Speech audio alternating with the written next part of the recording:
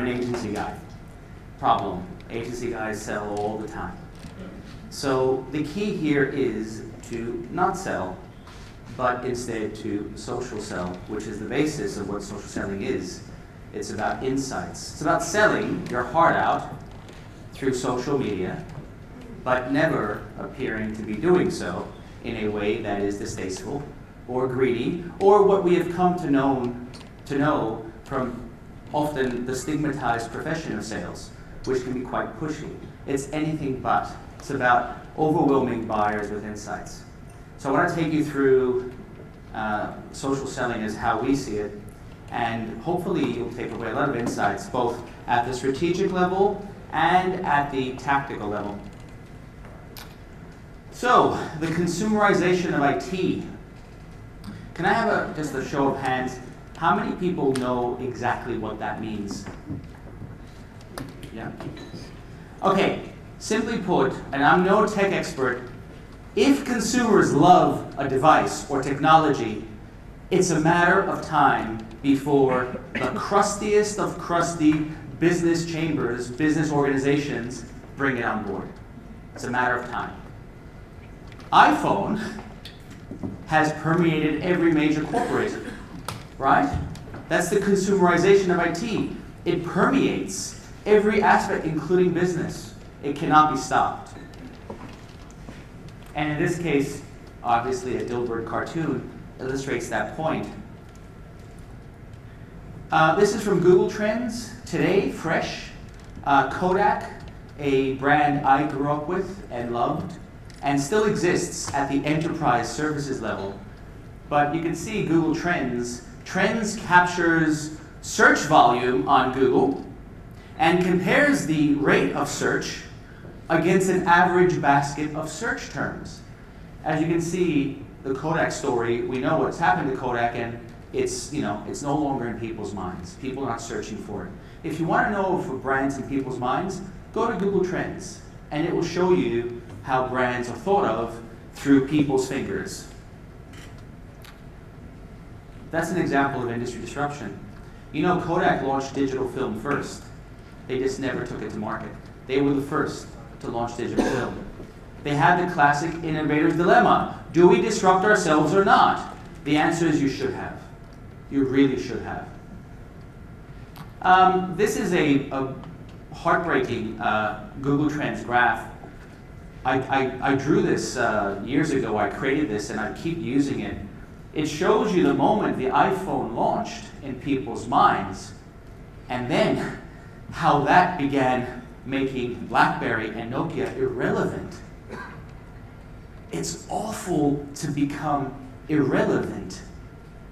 Losing business you can cope with by working harder, hiring salespeople, but to become irrelevant is an awful corporate death. And BlackBerry is still fighting hard. Nokia has been sold to Microsoft. BlackBerry is still fighting hard. And they still have dominance in some key sectors around the world. But this is a very telltale graph. Again, industry disruption. Think. And by the way, the Dilbert cartoon, when teenagers and young people and millennials began using iPhones and Androids, those who are of an older generation probably used BlackBerry and Nokia, but the consumerization of IT destroyed that. And as I said, the crustiest of crusty businesses out there now use iPhones and Androids as part of their bring your own device platform. You cannot stop the consumerization of technology within business circles. It's a matter of time. Think, is the consumerization of social media upon us?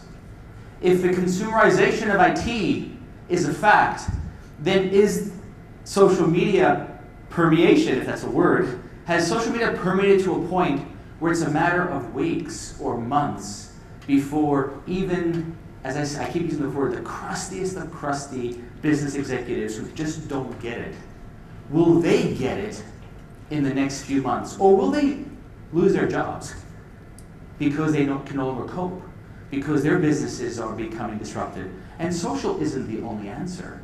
It's one of many.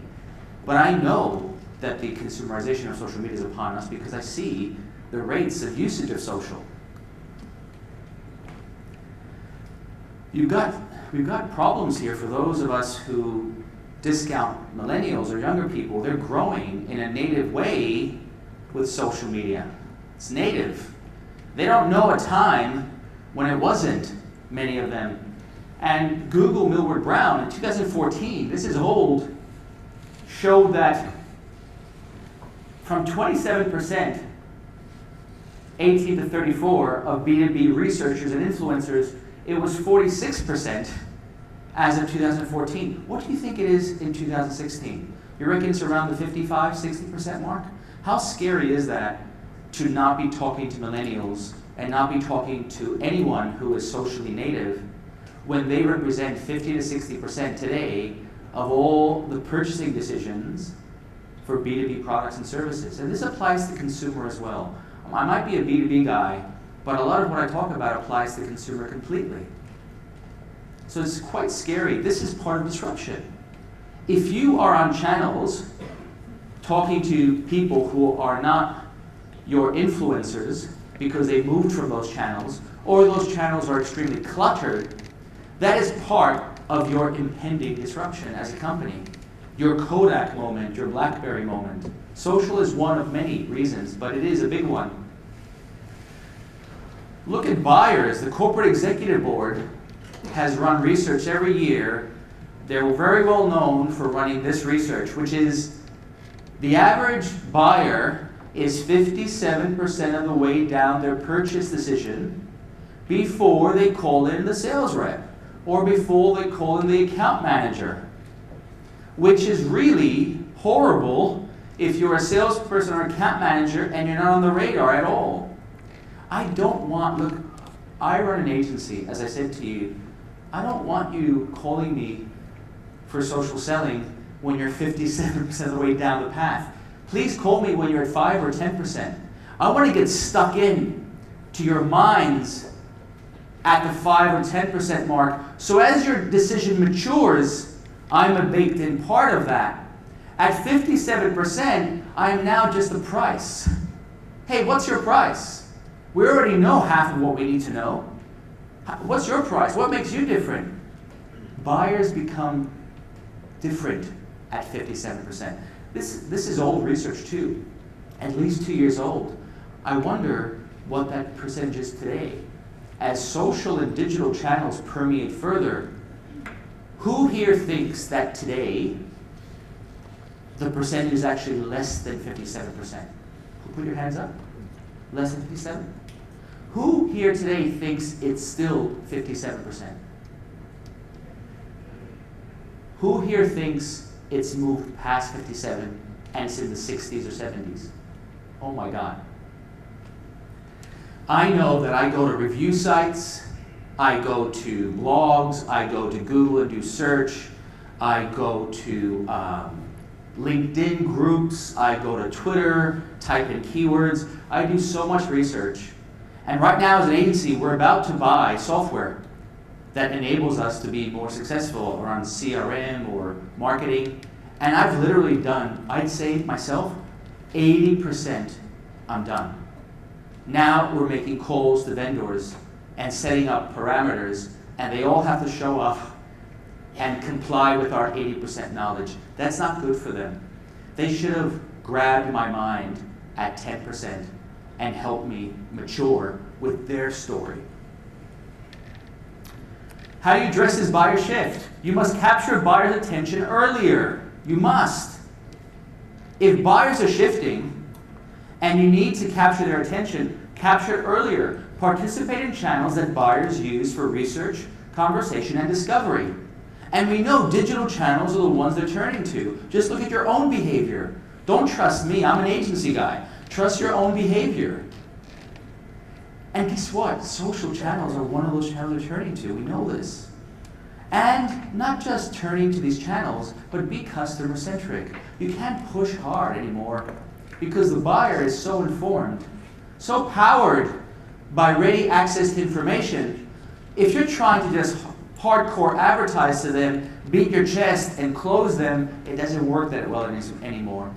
unless you're an incredibly charismatic salesperson, which most of us are not.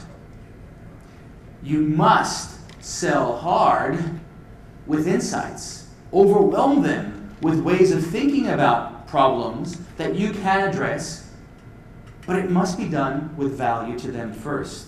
You give them value first, and the value comes back to you. This is social selling. This is selling in 2016. We don't have much time. I talk about Twitter briefly in the presentation, but I'll focus more on LinkedIn. And my agency focuses more on B2B. So most of these insights are around business to business. But at the Q&A session, if you have a consumer question, please ask. And during this presentation, I hope that some of these insights can be used for consumer application as well. So LinkedIn is just massive, obviously. I'm not affiliated with LinkedIn. We represent different platforms. But it's massive. Millions of users in Australia and New Zealand. And I like this Google trend. People often say, in New Zealand, LinkedIn isn't that popular. Well, I think it is. You look at the millions of people on LinkedIn, and look at the US, how it uses LinkedIn on Google Trends, and look at New Zealand usage. To anyone who, after this session, who tells you New Zealanders don't use LinkedIn, say, you are completely wrong. Completely. And use your hand as well for extra emphasis. This is from today, by the way. And then social selling worldwide, the term. As you can see here, somewhere around 2014, is it showing? No, not. It just took off. There's a tipping, have you guys heard of Malcolm Gladwell? He wrote that book, Tipping Point, yes? A tipping point took place in social selling. And that was around 2014, 2015, just took off. And I noticed as an agency in terms of inbound leads we're getting. All of a sudden, we're getting more inbound leads in 2 months than we had all year before. There's been a tipping point as people need, both sellers and buyers use social channels to buy and sell. There's been a tipping point. What is social selling?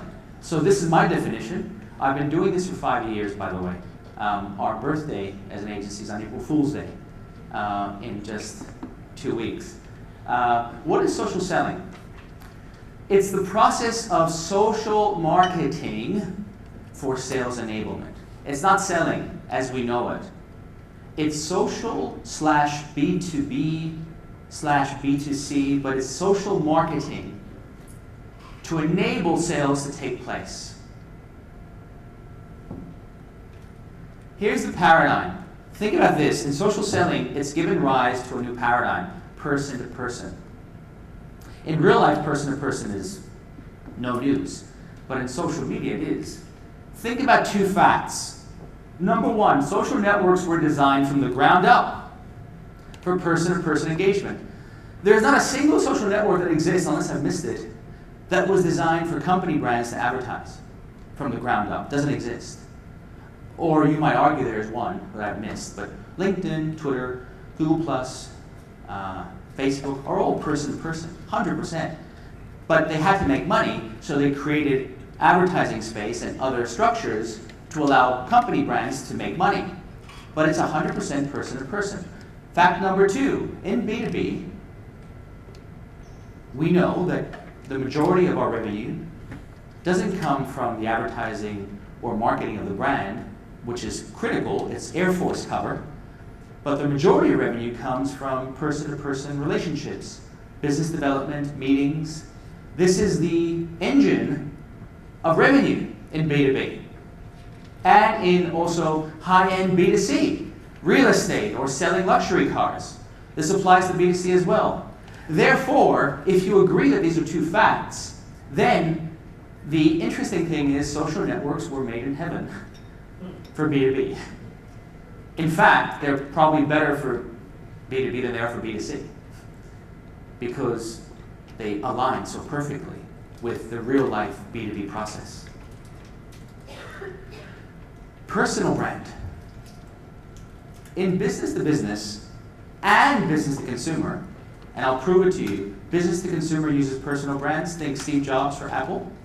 Think Richard Branson for Virgin. So the personal brand has risen within social media, where the personal brand serves the company behind it, or him or her, but without becoming a wanky corporate tool. Jennifer Sanders is a kidney surgeon.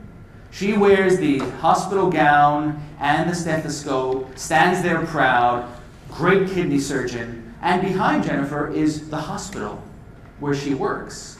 The hospital benefits from Jennifer's amazing humanity and perception of skill and depth in her industry, and Jennifer benefits by having the gorilla brand make her look more credentialed. It's a symbiotic relationship. And companies are realizing that in a social platform which was built from the ground up for person-to-person engagement, why don't they push forward their people without fearing that they're going to quit? Let me tell you guys something. If you train 10 employees to become your social brand ambassadors and they quit, it's not social. It's because you have a horrible company. Horrible company culture. You deserve to lose them. Nobody leaves a company that treats them well, empowers them, invests in them. Some people do. Sometimes they get a great offer. There are headhunters out there that cannot be beaten. Bigger offers. That happens once in a while, God bless.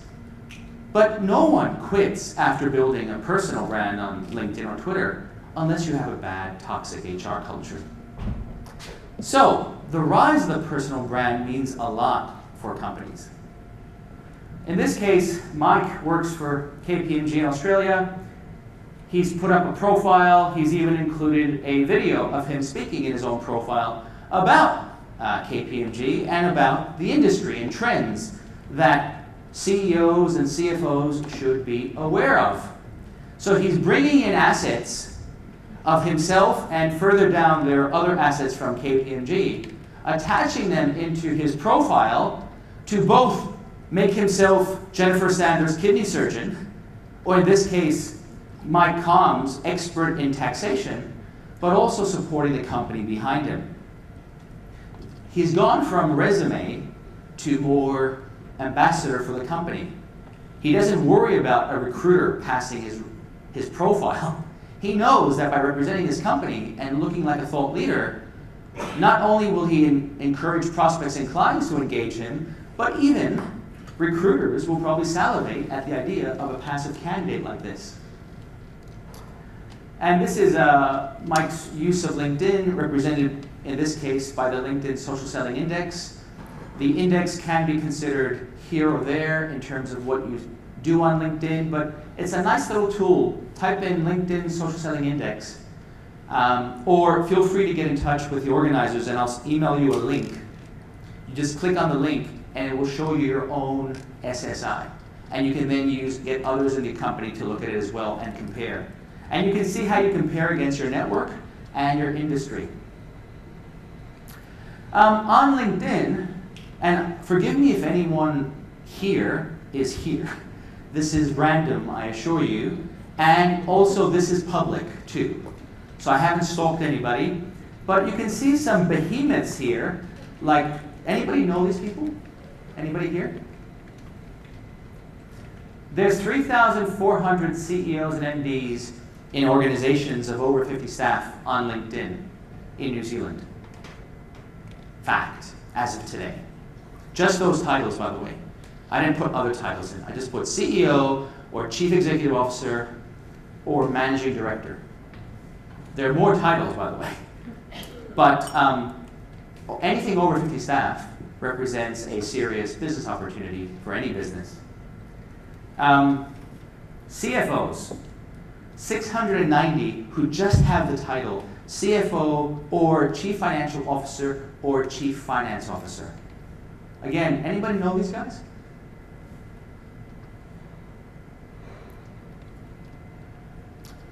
What do you do when you have this wealth of connectivity? This is connectivity. This is the digital consumer. This is the B2B behemoth, or any man or woman, they're consumers, who's consuming social to learn or build their brand or connect or network, exhibiting the same behaviors we discussed, and now they're right there available to connect with them. You can send them an email, or you can invite them to connect, or you can even get introduced if you have common connections. Or you can use this as a way to then get in touch with a switchboard and ask to speak to them. It really depends on who's selling. If it's an MD selling to another MD, it'd be a different approach. Once you're connected in some way, then this lovely woman here decides, I'm going to speak. I'm going to use my personal brand to help my company brand, help my company brand. It's ongoing. I'm going to share content from reputable publications around my industry. In this case, this lady, Julie, sells foreign exchange services for a company called Western Union Business Solutions. So she needs to be seen as a thought leader in her area of forex and currency exchange and currency volatility. So she chooses to connect with these business people who've chosen to consume time through social and then share insights. Now, when you see this as a MD or a head of finance, there's no question that when you see that, you might not think, I have to work with Julie, but you will think, oh, she stands out. Amongst the ocean of crap, the ocean of clutter that takes place in media and digital, just being able to share your thoughts and cut through and get a few likes and comments. You know, a lot of people say likes and comments, whatever, they're fluff. I'll tell you what's not fluff. If I post an update today that says, I spoke today, had a great time, and 12 of you like it, do you realize that those 12 likes in and of themselves are fluff? But do you realize that if each of you has 200 connections on LinkedIn, then you just scaled my face and post to 2,400 of your connections, many of whom I'm not connected to. You've done to me what happens to rock stars when they're crowd surfed around the arena, right? I'm not a rock star, but if you share my content or like it, you are crowd surfing my persona with hundreds or thousands of people taking my message, which is my company's message, much farther. That's the power of social, and the connectivity of it is mind-boggling. Even people I haven't connected with see me simply because my insights are overwhelmingly positive and insightful because I study them, I think them through, and when I share them, the people I share them with appreciate that and then share that. Creating viral sharing, not the kind where kids scrape their knee and cry and go and it has millions of viewers, but B2B viral, which is more subdued, but still incredibly powerful. Predictions for 2016, 2017. Twitter, about 6 months ago, I'm sorry about using my face like that. I look ridiculous. I look serious but ridiculous. On Twitter, if you guys use Twitter, Twitter has made a big purchase recently, but also launched video on Twitter. You can basically record yourself for up to 30 seconds using your iPhone or Android, up to 30 max. And it natively then gets integrated into a tweet. So simple. And then you can post a tweet with your own insight. So in this case, I'm talking about social selling and a trend I'm seeing. I go for 30 seconds and I post it. And this gets 5 to 10 times more engagement than a normal tweet. It goes through the roof. Because people love media, it's more visual, they engage more. This is a fact. As people retweet or like, you find that the connectivity of social platforms is outstanding. It scales you in a way that you can't as a normal person. Have you anyone here heard of Periscope? Periscope, yeah? For those of you who haven't, Please don't download it now. I'm almost done. But I recommend you download it. And if you don't like it, delete it. But Periscope does this. I take my phone out, and I open up the Periscope app, and I start shooting you guys like this. And this shows live globally, like as if I'm a news crew, live streams globally to anyone watching Periscope. Just like that. It's like I'm a news station broadcasting someone being interviewed globally, but I use it through my phone. And it's a consumer device. There's some real crap in there, like, you know, guys saying, I just got dumped, what do I do? And it's going live, like, what are you doing, man? It's ridiculous. But for business-to-business people or business-to-consumer people, there's a gold mine. You know, Streets ice cream. You guys know Streets ice cream? They hired an influencer with a big Twitter network to go around with their ice cream, periscoping himself eating the ice cream in the summer. So consumer brands are using Periscope to audio-visually in real time show off their products. Or florists are periscoping themselves, putting together flower arrangements. It's an amazing live stream that the global Periscope community loves. And B2B people can use it for product demos. They can use it if I'm speaking right now. Someone could be periscoping me speaking. Fantastic tool, look into it. And Twitter owns Periscope too. So Twitter purchased Periscope about, I think Periscope launched around March or April last year. Okay? Again, connectivity. We can connect globally, real time. So it's FaceTime for the masses, right? But people can also type in questions. They can also make comments, which is careful. Some people say naughty comments, so you should just disable them or delete them, which you can. But again, the power of connectivity, and even the CEO of T-Mobile, John Legere, the CEO of T-Mobile, a massive telco in the US, uses Periscope. That's the Periscope Google Trends. Tipping point, boom, just went off. Late 2015. Predictions, guys. My predictions, I could be full of crap. It's okay if you think that, but I'll tell you what I think anyway. I predict 50% of all mid-sized and large organizations will assign marketing budget to social selling in 2017.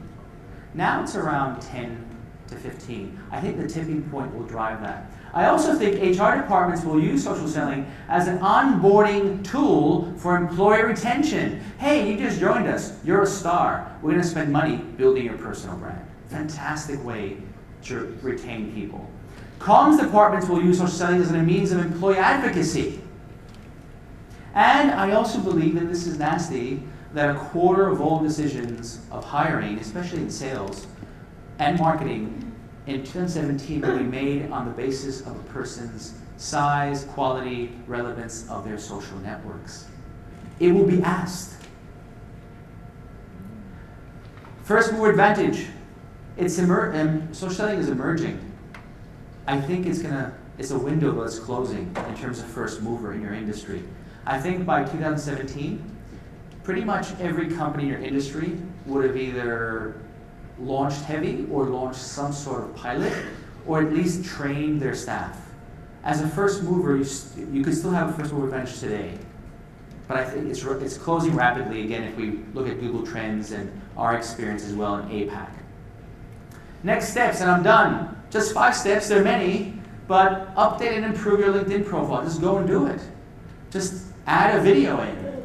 Change your picture from Superman pose or supermodel pose to maybe a professional headshot. Connect with 20 of your colleagues on LinkedIn and Twitter, just 20. Go through the process of getting your fingers dirty. See what it's like. Share 2 pieces of content. Go to your marketing team and say, hey, I want to share 2 pieces, help me out. I don't look like a fool. I want to look like a thought leader. Help me out. Do it. Just 2 pieces. Doesn't take more than 15 minutes each. Download Periscope, have a play. Just see what's going on. Some of it will make you laugh. And log in 15 minutes a day to social media. Just observe. Just what's going on here? LinkedIn, Twitter, Periscope, what are my prospects doing? What are my partners doing? How do I connect? The idea is connectivity. Connectivity in a social platform with the right strategies allows you to change your business, prevent disruption, become more relevant than ever, especially to the growing millennial segment. Thank you.